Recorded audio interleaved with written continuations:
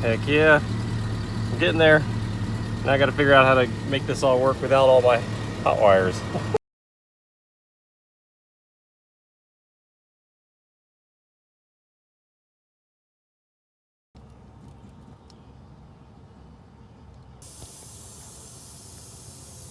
I also went and pressure washed the truck, so it's clean from the outside anyway, all the way around it.